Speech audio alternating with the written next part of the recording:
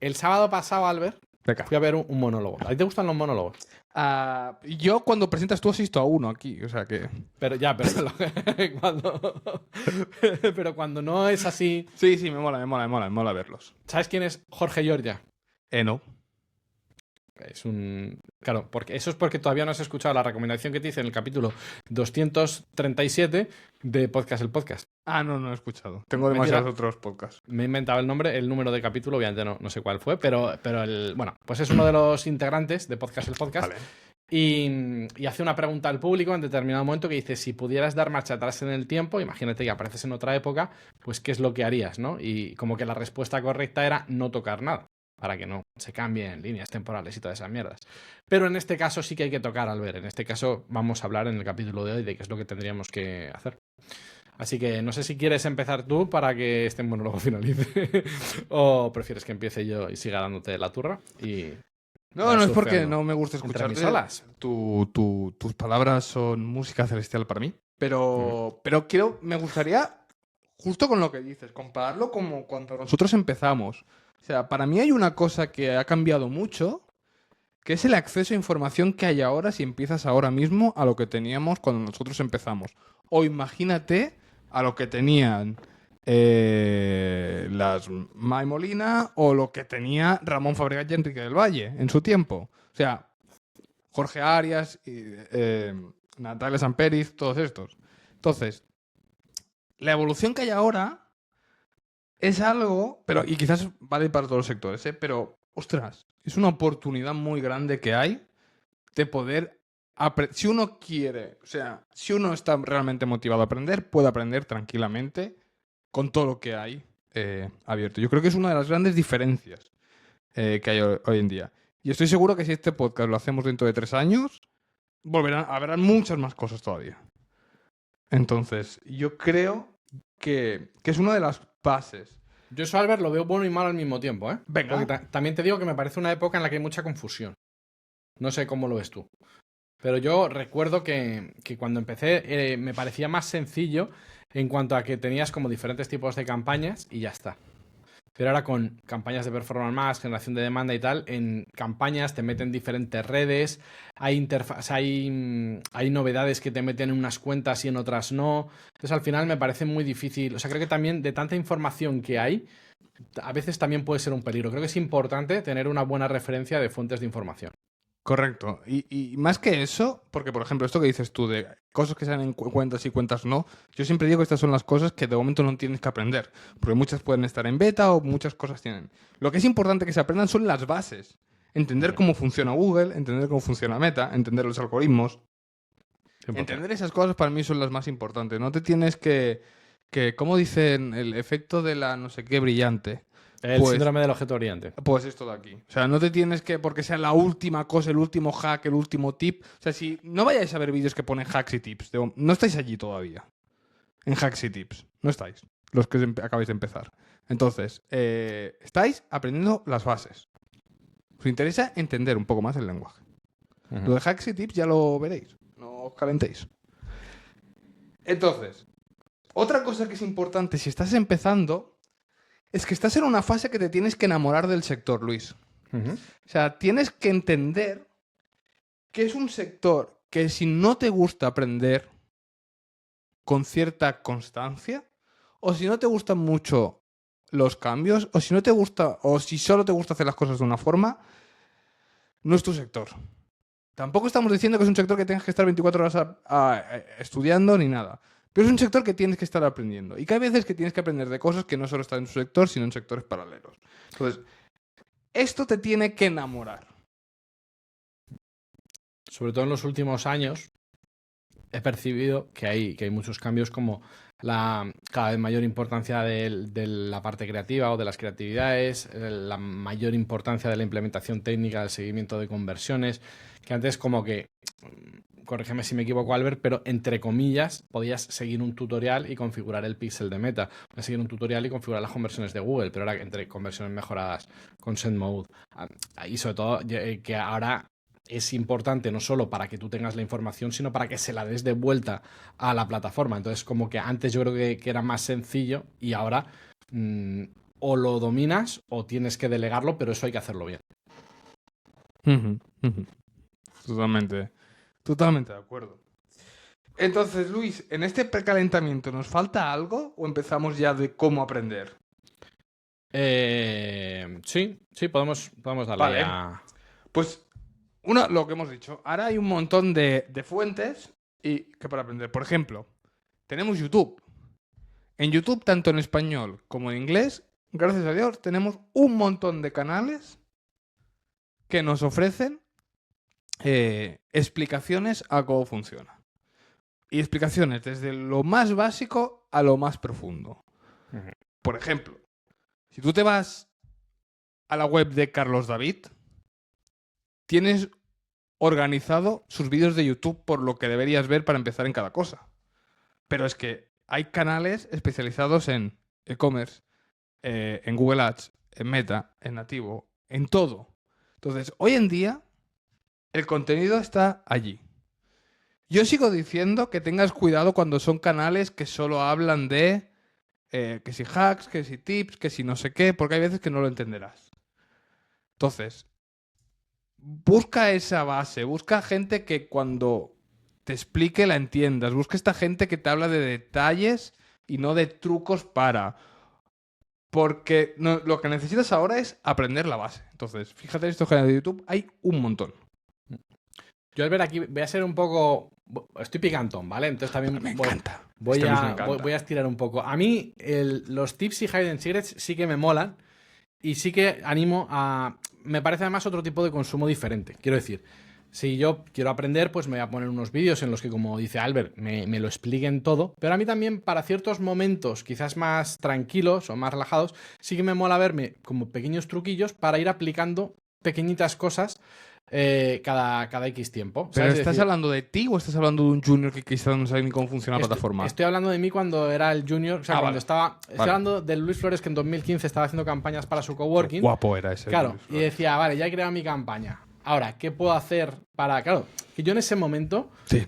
Muchas veces no nos ponemos en el papel de la persona que está invirtiendo en public. Cuando tienes poca pasta, cuando eres más pobre que las ratas, estás midiendo al céntimo. Entonces yo decía, yo aquí quiero, o sea, necesito que esto funcione. Y entonces yo me ponía a ver trucos o quick wins. En ese momento pues yo pondría trucos o consejos, o sea, lo típico de 5 consejos para tal. Y me ponía a aplicarlo todo como un cabrón. Pero claro, y a veces con criterio y a veces sin él. Pero iba aprendiendo. Entonces yo aquí sí que recomiendo que os deis... O sea, pero bueno, esta es mi manera en general en la vida. Yo cuando me meto en otras cosas también lo mismo. Me doy de hostias hasta que las cosas salen. Entonces mi recomendación es cada cosa para su momento. O sea, obviamente vais a empezar a hacer la primera campaña, pues venga, pues vamos a hacer un vídeo el más largo que haya para que me lo expliquen todo mientras hago la primera campaña.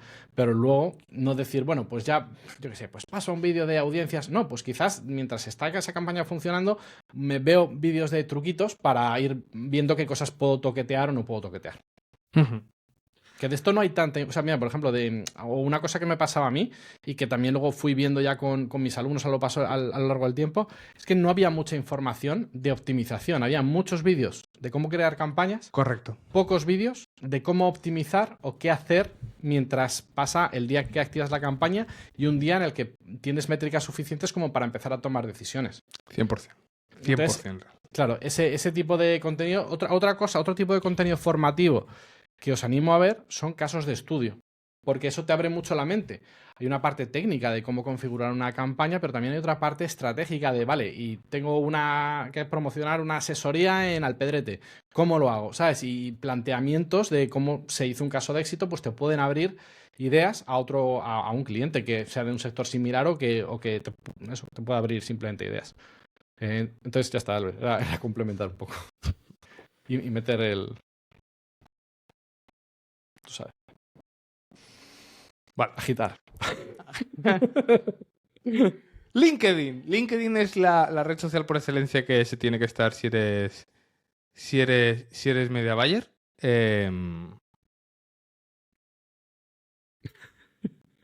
Es que han pasado una cosa Sí, por sí, el sí, grupo de sí. Telegram Sí, sí. que me acaba de romper.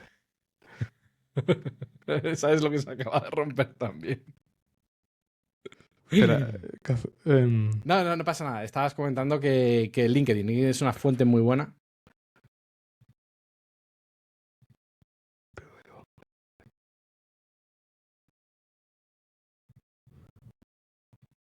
Hostia puta. ¿Pero por qué está roto? Es verdad, tío. Es como que se hace un bucle en la URL. Sí, sí. Igual es ¿Cómo se- simplemente volver a refrescar la URL. No, pero no es nuestro, tío. Pero eso lo compramos. Claro, es el de... Sí, pues. Claro, no es nuestro. Vale. Vale, perdón, ¿eh? No, tranqui. Esto hay que hablar con Pablo. Vale, sí. Para que Vale. Perdón, ¿eh? Si quieres ponle prueba aquí.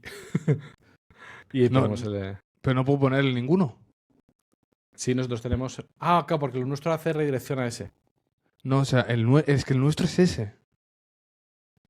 Pero a mí es que lo que me sale es datafeedwatch.com/ppccast-discount.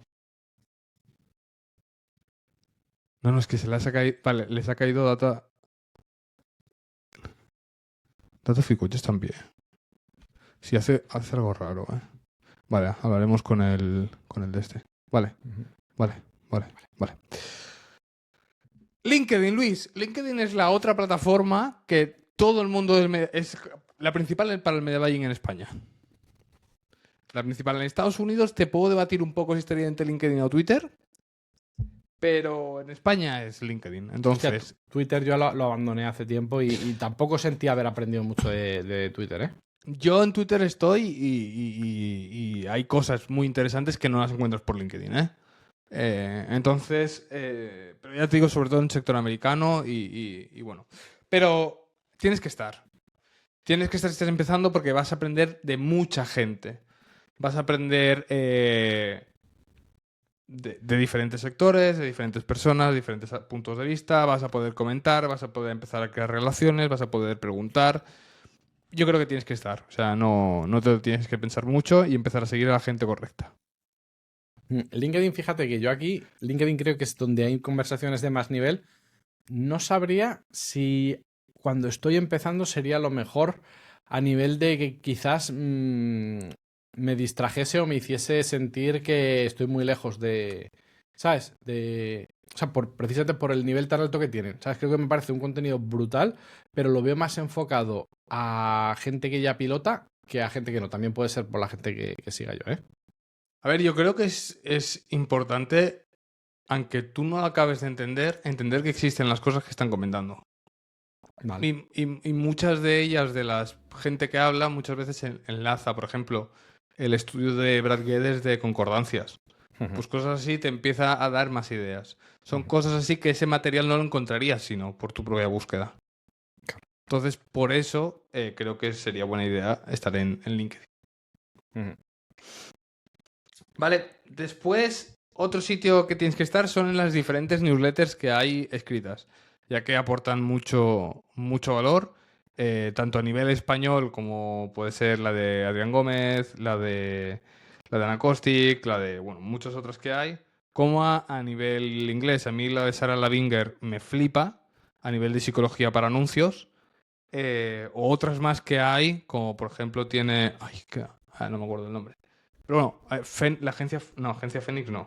Fénix Group o algo así se llama.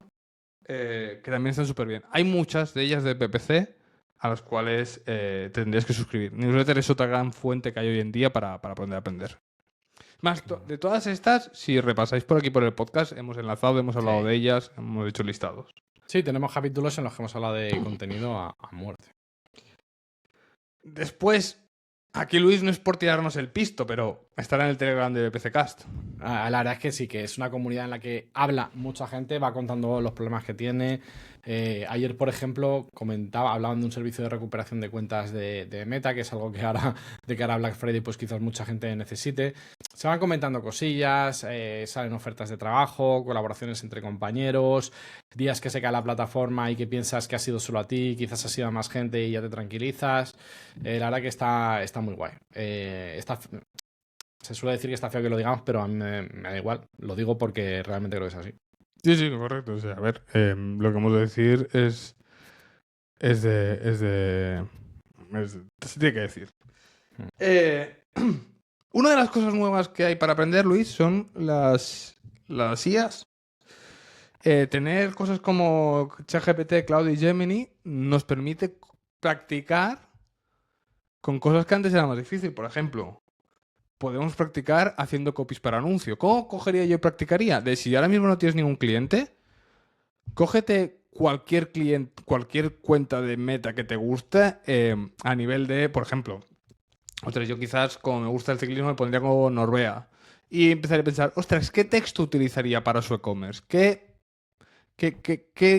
anuncios podría crear? Pues me puedo simular estos anuncios con ChatGPT o con Gemini. Estos textos los puedo también con ChatGPT o con Claude. O, por ejemplo, simular estrategias y diagnósticos. Hay muchas veces que poder razonar pues yo, para un cliente que queremos vender esto, o sea, objetivo, este cliente tiene estos precios, estos ROAS, este tal.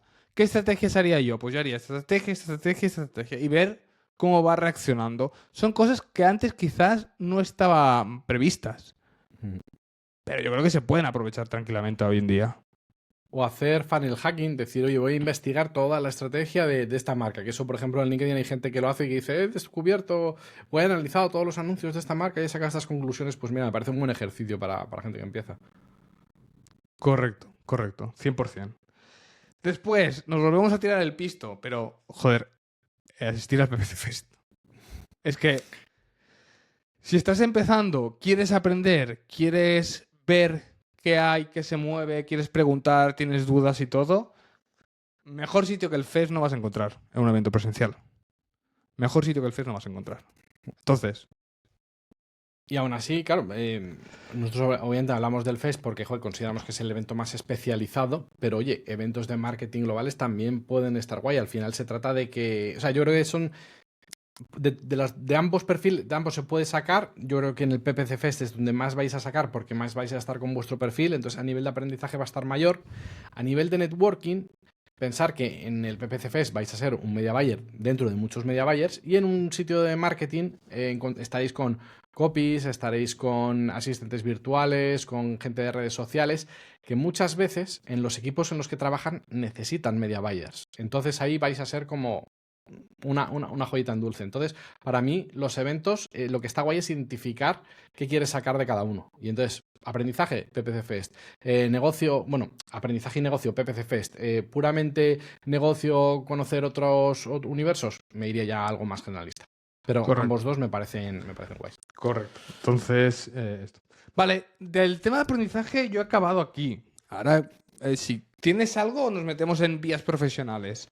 Vale, yo de la parte de la parte más aprendizaje, un poco mis conclusiones es que si yo empezase ahora, por ejemplo, en la parte de Google, me centraría sobre todo en la parte de search y en la parte de entender PMax. O sea, ¿cómo decirte? Dentro de todo Google, empezaría por search, que es lo que creo que me suele dar el mayor porcentaje de éxito. Ampliaría con PMax y sobre todo entendería el negocio antes de buscar entender al 100% el panel de control de la plataforma. Y de aprendizaje yo creo que ya. Vale, pues vamos a hablar de qué carrera profesional elegiríamos. Aquí hay 3 pasos, agencia in-house o freelance. Yo traigo pros y contras de cada una, ¿vale? Por ejemplo, trabajar en freelance. Para mí una ventaja clara es que puedes tener una variedad grande de tipos de cliente. Es decir, puedes tener clientes de leads, clientes de e-commerce, clientes más grandes, clientes más pequeños, sectores diferenciados. Y lo bueno es que cada uno tendrá sus pequeñas cosas. Entonces, oye, tu aprendizaje será mucho más variado. También lo bueno que tiene trabajar en agencia es que normalmente en una agencia quizás formarás parte de un equipo ya de media buyers, por lo tanto te podrás retroalimentar de ellos. Entonces, para mí, la agencia, si estás empezando, es mi favorita, realmente. Después, trabajar en in-house, trabajar en un cliente final. ¿Qué te permite? Trabajar en in-house te permite, uno, poder especializarte en un sector. O sea, poder aprender literal todo un sector, todas las fases, todas las plataformas pensadas para ese sector. La otra también es que normalmente tendrás acceso a mucho más detalle de todos los datos y podrás interactuar mucho más fácil con otros departamentos de tu negocio. Y la otra cosa buena que tiene es que normalmente te tendrás que aprender más a sacar las castañas por ti solo. No sé si se dice así o no. Sí, Pero- sacarte las castañas del fuego. Bueno, pues eso. Entonces es otra. Y después está la vida del freelance. A ver. Para mí, si estás empezando a empezar siendo freelance por elección, yo no lo aconsejo. Porque te queda mucho. Pero cuidado, porque he dicho por elección, no por obligación. ¿Por qué? Porque tenemos el caso de Luis o el caso de Alberto Estevez. Ellos empezaron por, entre comillas, obligación, en un sentido de que estaban en un sector y quisieron empezar a hacer ads para su negocio. Entonces, en esa vía, que no es tu fuente principal de ingresos, empezar así no está nada mal, lo aconsejo. Pero querer ser freelance desde el minuto cero, teniendo clientes que no es tu negocio ni nada, yo lo desaconsejo bastante. Yo estoy de acuerdo contigo. De hecho, o sea, mi historia va en que me hice media buyer porque tenía el negocio, quería aprender, lo aprendí, me gustó y dije, me quiero dedicar a esto. Pero echando la vista para atrás, muchas veces he tenido la espinita clavada de no haber pasado por agencia. No haber pasado por in-house no me preocupa tanto o no me ha agobiado tanto porque al final muchas veces como autónomo trabajo con clientes que aunque no sea in-house, a veces me siento in-house o siento que, o sea, entiendo que no lo es 100%, pero me lo siento. Pero con agencia, aunque he colaborado con agencias, no siento claro, no, me falta la parte de haber vivido. Igual, imagínate 3 meses trabajando en una agencia, viendo cómo se gestiona todo desde la A a la Z. Entonces tengo pues muchas cosas, muchos vicios para bien y para mal. Por cierto, idea de negocio. El otro día, justo salió este fin de hablando, agencias que seáis muy tochas. Hacer como estancias en vuestra agencia. Para que gente que está empezando y quiere dedicarse al e-commerce, aprender a full. ¿Sabes? A nivel es una idea de negocio que doy. Pero yo tengo en mente algunas agencias que yo, si me sacaran ahora mismo de 3 meses en esta agencia, un curso que sea 3 meses y aprender a full, yo pagaría en ciertas agencias para ver eso por dentro. A mí me molaría que alguna agencia sacara un curso con su metodología. Sí, sería una alternativa. Yo miraría estar al día a día. Me fliparía. Pero bueno, esto. Yo te digo, yo de las 3, y porque he podido vivir las 3, el trabajar yo he trabajado en una agencia, he trabajado in-house y ahora soy freelance.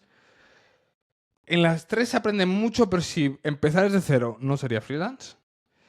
Y creo que me metería en agencia, si pudiera. Entonces, vale. ¿Hay otro tema? ¿De esto de profesional tienes algo? No, de profesional aquí me parece guay. Bueno, ¿puedo meter alguna cosilla como profesional? Es tu podcast, Luis.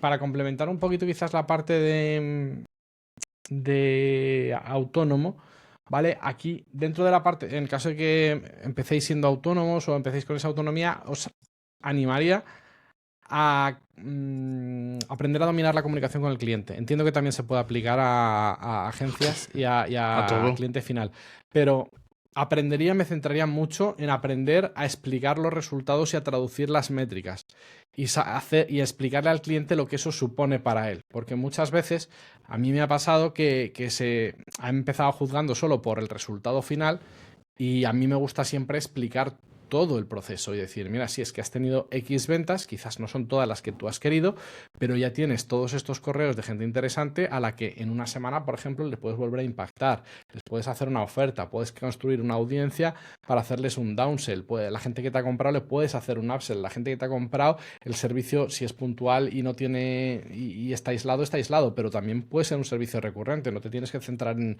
la compra, sino en la venta. Entonces, el haber aprendido tanto de la parte de negocio y para poder hablarlo y hablar de tú a tú con el cliente y establecer un marco en el que los dos estáis entendiendo todo lo que está pasando, está muy bien, porque claro, al final si no has hecho ninguna comunicación previa y el cliente te juzga 100% por resultado, pues si no lo has hablado previamente y no estabais alineados en que lo importante no era solo el resultado final, sino también todo lo que se está consiguiendo de antes, porque va a servir para después, pues claro, vais a tener un problema. Entonces, yo me centraría mucho en esta soft skill, ¿no? En la comunicación a nivel de aprender a dar valor a tu trabajo y saber explicarlo. Completamente de acuerdo. Y yo, Luis, quería hacer un cierre, que es el tema de las expectativas que tiene que tener la gente que está empezando. Sobre todo porque, uno, a ver, estáis empezando, sois juniors, y mi primer salario, por ejemplo, de esto fue el salario mínimo interprofesional, y empecé, o sea, menos no podía cobrar porque era ilegal. Pero es que tienes que empezar, o sea, si te ofrecen eso y tú realmente quieres empezar así, no tienes por qué decir que no, porque por algún lado se tiene que empezar. Cuidado. Eso no quiere decir que tú trabajes, tú hagas objetivos y si ellos no te valoran y en el tema de salario no te incrementan, tú te puedes ir perfectamente a otro sitio. O sea, no estamos hablando, pero que no tienes que querer empezar, porque a mí me pasaba con entrevistas a juniors, que me pedían salarios de seniors para entrar. Y yo les decía, pero ¿qué habéis hecho? No, nunca he llevado un cliente. Entonces era como, ¿pero cómo quieres que te pague esto? O sea, es más, fijaros, nosotros tenemos una encuesta salarial, mirar eso, mirar cómo están los salarios hoy en día de los juniors y de los seniors, las comparativas que hay. Tenéis que entender que tenéis que empezar para allí y todo es una evolución. Pero al final, no es un sector que queráis tener el primer día el mejor sueldo de vuestra vida. No podéis querer con eso. Es igual que cuando somos freelance, no queremos empezar teniendo las tarifas más altas o no queremos empezar teniendo... No puedes tener eso. Necesitas crearte una base. Entonces, yo es mi opinión. Eso sí, es un sitio, es un tipo de puesto de trabajo que en 3-4 años sí que puedes estar con un buen salario. Por lo menos mi experiencia y la experiencia que yo hacía con mi equipo. Entonces, no sé cómo lo valoras tú, Luis. Para mí es que es como el trabajo de comercial, al fin y al cabo. Entonces, a mí lo que me ha pasado cuando trabajo de comercial es que si trabajas con un fijo, el fijo suele ser pequeño para que te curres el variable. Si te cierran un fijo, pues aquí va también metida la motivación, ¿no? Que te ponen un sueldo bajito para que luego tú te lo curres. Claro, ¿qué pasa? Que si vas 100% a variable, o sea, al final lo más rentable es ir 100% a variable, pero claro, también tiene mayor riesgo para ti. Pero bueno, esto es un poco por hacer el símil. Entonces, yo es que, claro, como siempre he sido freelance, no tengo una percepción real de qué es lo que se está pagando. Yo lo único que sí que puedo decir a nivel de mensaje global es que yo hubiera... A ver, no es tampoco trabajado gratis, pero yo sí que me hubiera ido, y no lo hice porque tenía el coworking, tenía que atenderlo básicamente, pero yo me hubiera ido a una agencia hablando, o sea, yo hubiera sido el típico friki que llama a una agencia y dice, oye, ¿me aceptáis a alguien en prácticas 3 o 6 meses? No cobro, pero aprendo. Y yo hubiera ido y hubiera estado haciendo muchas preguntitas, ¿sabes? Correcto.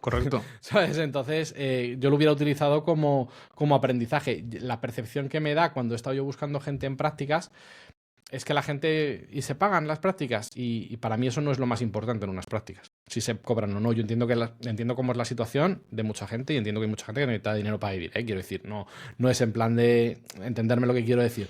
Pero yo prefiero tener, no sé cómo decirlo, tener mi parte de trabajo y luego hacer esas prácticas para tener el aprendizaje limpio. Y entonces, no sé, yo vengo de ese pensamiento. Y también lo que tú dices, ¿no? Muchas veces la gente entra sin experiencia o con muy poca formación y muy poca experiencia pidiendo mucho, y para mí esa no es una manera de negociar. Para mí esa no es una manera de negociar. Es que a mí si ya me empiezas diciendo lo que tú quieres, mal vamos. Porque a mí lo que me gusta es partir de ese centro de, oye, yo te puedo dar esto, ¿qué puedes dar tú? Porque al final yo lo que tengo es una empresa y si a mí no me va bien, pues es lógico que a ti no te vaya bien, pero al mismo tiempo yo sé que tú no tienes que asumir el riesgo de que a mí me vaya bien, pero hay que encontrar una manera en la que los dos estemos protegidos. A mí me gusta trabajar así, ¿sabes? Que las dos partes estemos a gusto, pero muchas veces lo que he visto y lo que también me han comentado otros, tengo amigos dueños de agencia que me comentan, es que muchas veces la persona va, o habrá otras veces que no, quiero decir que al final yo ahora hablo en base a las historias que me cuentan, que la gente va como con, yo quiero esto. Y esto es lo que hay. Y les da igual tu negocio y les da igual todo. Y yo entiendo que trabajamos para vivir. Lo entiendo perfectamente, claro. Pero también entiendo que al final, si el trabajo no sale y el negocio no prospera, todos nos vamos a la puta calle. Entonces yo parto de esa premisa y yo creo que muchas veces la gente no se da cuenta de eso. Muchas veces creo que venimos con la historia de que el empresario es el malo y tal y cual, y al final el empresario es el que te da el trabajo. Y si no hay empresa, no hay trabajo ni para él, ni para ti, ni para mí, ni para nadie. Entonces, bueno, no sé. Es un poco la reflexión que yo tengo, Albert. Pero todo esto te lo digo desde la barra del bar porque yo es que he sido autónomo todo el tiempo y he tenido que buscarme la vida todo el tiempo. Entonces, yo te hablo de lo que he visto de amigos, de compañeros, de gente que tiene agencias y que me han contado. Y cuando yo he intentado delegar, al final, o contratar, hacer entrevistas para contratar, al final he dicho, es que no me... No, ¿cómo decirte? Lo veo todo muy... O sea, contratar es un proceso muy difícil. O sea, es un proceso muy difícil, muy arriesgado, muy caro. Y encima, si te sale ya no mal, sino regular, te puedes quedar ahí con una deuda bastante grande y con un problema bastante grande. Entonces, yo creo que aquí todos tendríamos que aprender a ceder un poco, ¿no? Que fíjate que el tema de las variables es un tema que me gusta bastante, porque yo muchas veces cuando tenía que negociar, pues decía, oye, mira, pues lo mismo, ponemos un fijo para que a ti no te falte.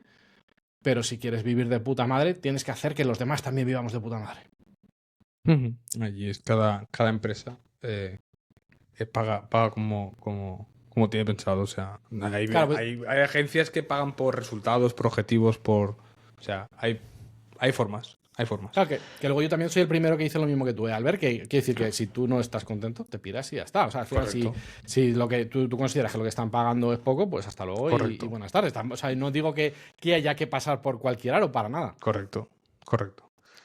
Y después otra cosa que quería decir, aparte, con esto de las expectativas, es un tema de que, porque el otro día no sé con quién tenía esta conversación de cuando era, con Pilar hablamos el otro día de ese momento de llorar porque no te salen las cosas. Entonces, te vas a equivocar, te vas a frustrar, vas a pensar que no sirves para esto. Pero tienes que recordar que estás empezando. O sea, las 945 personas que hay en el chat de Telegram de PPCcast, todas han pasado por esto, todas. O sea, es imposible que ninguna haya tenido un problema de crisis existencial en el universo de PPC. Entonces, cuando te vengan, intenta pensar oye, ¿en qué me estoy equivocando? ¿Qué se está haciendo mal? Quizás no eres tú, es otras cosas del negocio que no están acabando de funcionar. Entonces, hay que tener todo eso en cuenta. Era eso, Luis. Sí. Bueno. Yo no tengo nada más.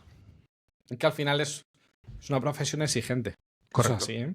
Y yo, por ejemplo, también pondría en valor pues lo que comentamos muchas veces del tema de, por ejemplo, de las vacaciones o de un fin de semana que tú el viernes dejas las campañas, el fin de semana intentas estar con la cabeza despejada, pero sabes que las campañas se están corriendo. Y hay veces que hay gente que lo consigue separar muy fácilmente, pero hay otra gente que no. Entonces, bueno, o sea, al final también es una profesión que tiene también sus peculiaridades y sus exigencias. Entonces, que lo tengamos todos en cuenta. Y nada más.